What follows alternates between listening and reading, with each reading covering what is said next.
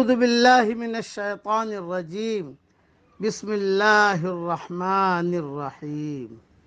سورہ مجادلہ کی آخری آیت پڑھ رہا ہوں۔ لا تجد قوما یؤمنون باللہ والیوم الآخر یوادون من حاد اللہ ورسولہ وَلَوْ كَانُوا آبَاءَهُمْ أَوْ أَبْنَاءَهُمْ أَوْ عَشِيرَتَهُمْ۔ اللہ تعالیٰ پر اور قیامت کے دن پر ایمان رکھنے والوں کو آپ اللہ اور اس کے رسول کی مخالفت کرنے والوں سے محبت رکھتے ہوئے ہرگز نہ پائیں گے، گو وہ ان کے باپ یا ان کے بیٹے یا ان کے بھائی یا ان کے قبیلے کے عزیز ہی کیوں نہ ہو۔ اولئک کتب فی قلوبہم الایمان وأیدہم بروح منہ۔ یہی وہ لوگ ہیں جن کے دلوں میں اللہ تعالیٰ نے ایمان کو لکھ دیا ہے اور جن کی تائید اپنی روح سے کی۔ وَيُدْخِلُهُمْ جَنَّاتٍ تَجْرِي مِن تَحْتِهَا الْأَنْهَارُ خَالِدِينَ فِيهَا، اور جنہیں ان جنتوں میں داخل کرے گا جن کے نیچے نہریں بہہ رہی ہیں، جہاں یہ ہمیشہ رہیں گے۔ رضی اللہ عنہم ورضوا عنہ، اللہ ان سے راضی ہے اور یہ اللہ سے خوش ہیں۔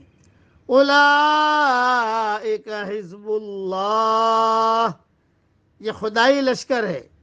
الا ان حزب اللہ هم المفلحون، آگاہ رہو بے شک اللہ کے گروہ والے ہی کامیاب لوگ ہیں۔ اس لیے کہ ان کا ایمان ان کو ان کی محبت سے روکتا ہے۔ ایمان کی رعایت، ابوت، بنوت، اخوت اور خاندانی برادری کی محبت اور رعایت سے زیادہ اہم اور ضروری ہے۔ چنانچہ صحابہ کرام رضوان اللہ علیہم اجمعین نے عملاً ایسا کر کے دکھایا۔ ایک مسلمان صحابی نے اپنے باپ، اپنے بیٹے، اپنے بھائی اور اپنے چچا، ماموں اور دیگر رشتہ داروں کو قتل کرنے سے گریز نہیں کیا اگر وہ بے ایمانوں کی کفر کی حمایت میں کافروں کے ساتھ لڑنے والوں میں شامل ہوتے۔ تاریخ کی کتابوں میں مثالیں بہت لکھی ہیں۔ اسی ضمن میں جنگ بدر کا واقعہ بھی قابل ذکر ہے۔ جب اسیران بدری قیدیوں کے بارے میں مشورہ ہوا کہ ان کو فدیہ لے کر چھوڑ دیا جائے یا قتل کر دیا جائے، تو حضرت عمر نے مشورہ دیا تھا کہ ان کافر قیدیوں میں سے ہر قیدی کو اس کے رشتہ دار کے سپرد کر دیا جائے جسے وہ خود اپنے ہاتھوں سے قتل کرے، اور اللہ تعالیٰ کو حضرت عمر رضی اللہ تعالیٰ عنہ کا یہی مشورہ پسند آیا تھا۔ تفصیل کے لیے دیکھیے سورہ انفال آیت نمبر 67 پر تفصیل میں لکھ رہا ہوں انشاءاللہ۔ اس لیے اللہ تعالیٰ کی محبت یہ غالب آنی چاہیے، اور اللہ کا لشکر ہی ہمیشہ غالب رہے گا۔ اللہ کا لشکر کون سا لشکر ہے؟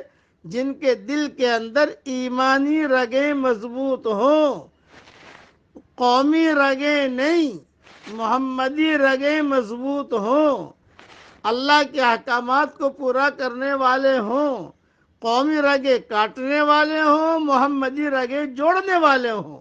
یہ ہے اللہ کا لشکر۔ اللہ تعالیٰ عافیت کے ساتھ ان باتوں پر ہم سب کو عمل کرنے کی توفیق عطا فرمائے۔